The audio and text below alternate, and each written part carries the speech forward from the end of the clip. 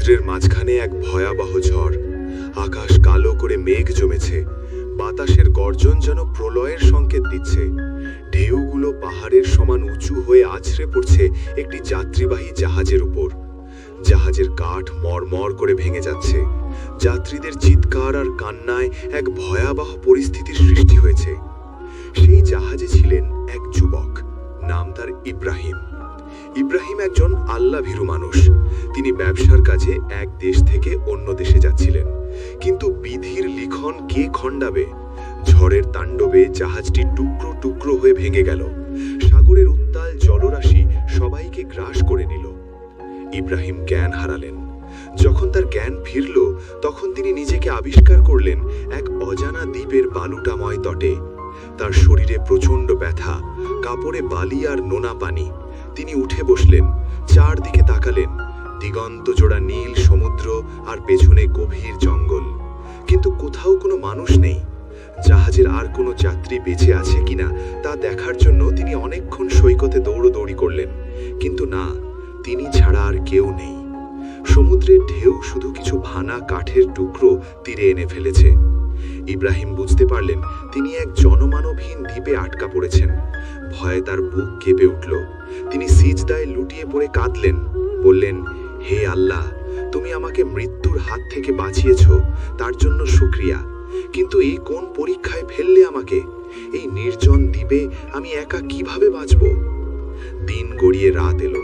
বন্য পশু পাখির ডাক আর সমুদ্রের গর্জনে ইব্রাহিমের মনে আতঙ্ক দানা বাঁধল। তিনি ঠিক করলেন বেঁচে থাকতে হলে তাকে লড়াই করতে হবে। আল্লাহর উপর ভরসা করে তিনি জীবন যুদ্ধে নামলেন। প্রথম কয়েকদিন কাটল খোলা আকাশের নিচে। রোদে পুড়ে, বৃষ্টিতে ভিজে, মশার কামড় খেয়ে ইব্রাহিম অসুস্থ হয়ে পড়লেন। তিনি বুঝলেন এভাবে থাকলে তিনি মারা যাবেন। তার একটা মাথা গোজার ঠাঁই দরকার, একটা ঘর দরকার। ইব্রাহিম জঙ্গলে ঢুকলেন। তিনি কোনো কাঠমিস্ত্রি নন, তবুও জীবনের প্রয়োজনে তিনি কাঠুরিয়া হলেন। গাছের ডাল ভাঙলেন, বড় বড় পাতা সংগ্রহ করলেন।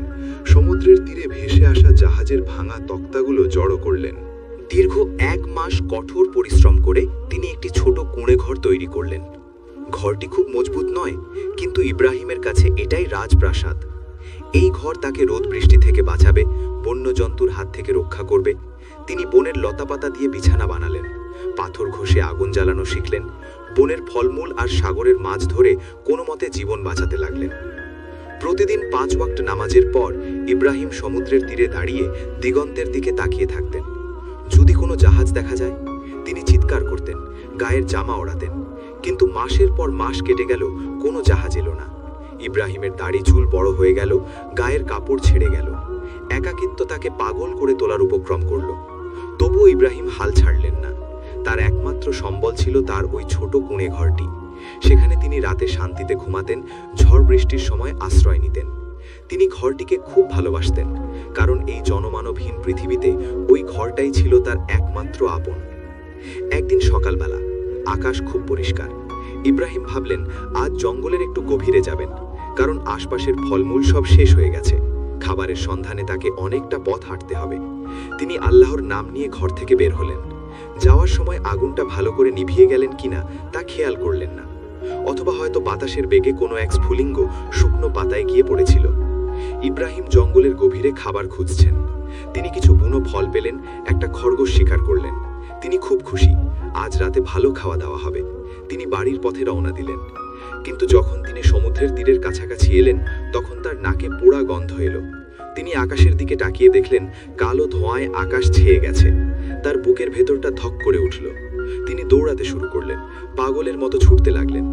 যখন তিনি তার আস্তানার কাছে পৌঁছলেন, তখন তিনি যা দেখলেন তাতে তার পায়ের নিচ থেকে মাটি সরে গেল। তার সাধের কুঁড়ে ঘরটি দাউ দাউ করে জ্বলছে। আগুনের লেলিহান শিখা আকাশ স্পর্শ করছে। সমুদ্রের বাতাস আগুনকে আরো উস্কে দিচ্ছে। ইব্রাহিম চিৎকার করে উঠলেন, না না, আমার ঘর! তিনি হাতের খাবার ফেলে দিয়ে আগুনের দিকে দৌড়ে গেলেন। বালু ছুঁড়ে আগুন নেভানোর চেষ্টা করলেন, কিন্তু ততক্ষণে অনেক দেরি হয়ে গেছে। শুকনো কাঠ আর পাতা দিয়ে বানানো ঘরটি মুহূর্তের মধ্যে ভস্মীভূত হয়ে গেল। তার জমানো কিছু শুকনো খাবার, তার পরিধানের একমাত্র অতিরিক্ত কাপড় সব পুড়ে ছাই হয়ে গেল। ইব্রাহিম আগুনের তাপ সহ্য করতে না পেরে পিছিয়ে এলেন। তিনি ধপাস করে বালির ওপর বসে পড়লেন। তার চোখের সামনে তার এতদিনের পরিশ্রম, তার একমাত্র আশ্রয় পুড়ে ছাই হয়ে গেল। এই আঘাত ইব্রাহিম সহ্য করতে পারলেন না। তার ঈমানের স্তম্ভ যেন নড়ে উঠল। প্রচণ্ড ক্ষোভ, দুঃখ আর অভিমানে তিনি আকাশের দিকে তাকিয়ে চিৎকার করে কেঁদে উঠলেন, হে আল্লাহ, তুমি আমার সাথে কেন এমন করলে? আমি কি অপরাধ করেছি? তুমি আমাকে জাহাজডুবি থেকে বাঁচালে, কিন্তু এই নির্জন দ্বীপে একলা ফেলে রাখলে। আমি ধৈর্য ধরেছি, তোমার ইবাদত করেছি। আমি নিজের হাতে তিল তিল করে এই ঘরটা বানিয়েছিলাম। এই ঘরটাই ছিল আমার শেষ সম্বল। আজ তুমি সেটাও কেড়ে নিলে। তুমি কি চাও না আমি বেঁচে থাকি? এই রোদে পুড়ে, শীতে কেঁপে আমাকে মেরে ফেলাই কি তোমার পরিকল্পনা? তুমি এত নিষ্ঠুর কেন হলে আমার প্রতি? ইব্রাহিম বালিতে কপাল ঠুকে কাঁদতে লাগলেন। তার কান্নায় আকাশ বাতাস ভারী হয়ে উঠল। তিনি আল্লাহর ফয়সালার প্রতি চরম অসন্তুষ্ট হলেন। তিনি ভাবলেন আল্লাহ তাকে ভুলে গেছেন, আল্লাহ তার দোয়া শোনেন না। সেদিন রাতে ইব্রাহিম আর খেলেন না। পোড়া ছাইয়ের পাশে খোলা আকাশের নিচে বালির ওপর শুয়ে রইলেন। তার শরীর জ্বরে পুড়ছিল আর মন পুড়ছিল অভিমানে। তিনি ভাবলেন কাল সকাল হয়তো আমি আর দেখব না। শীতে বা বন্য পশুর আক্রমণে আজই আমার শেষ রাত। কাঁদতে কাঁদতে একসময় তিনি ক্লান্ত হয়ে ঘুমিয়ে পড়লেন। পরদিন সকাল, সূর্যের আলো চোখে পড়তেই ইব্রাহিমের ঘুম ভাঙল। তিনি চোখ পিটপিট করে তাকালেন। শরীরটা খুব দুর্বল। তিনি ভাবলেন এটাই হয়তো মৃত্যুর আগের মুহূর্ত। কিন্তু হঠাৎ তার কানে এলো এক অদ্ভুত শব্দ, ভোঁ ভোঁ। শব্দটা পরিচিত, খুব পরিচিত। এটা তো জাহাজের হর্নের শব্দ। ইব্রাহিম এক লাফে উঠে বসলেন। তিনি কি স্বপ্ন দেখছেন নাকি মনের ভুল? তিনি সমুদ্রের দিকে তাকালেন এবং বিস্ময়ে তার চোখ কপালে উঠল।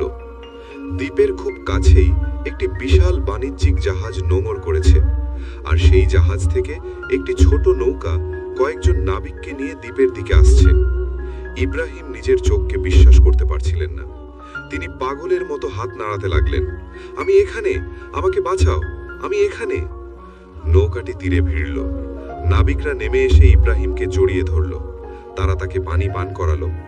ইব্রাহিম নাবিকদের গায়ে হাত দিয়ে দেখলেন তারা সত্যি কিনা। তিনি আনন্দে কাঁদতে লাগলেন।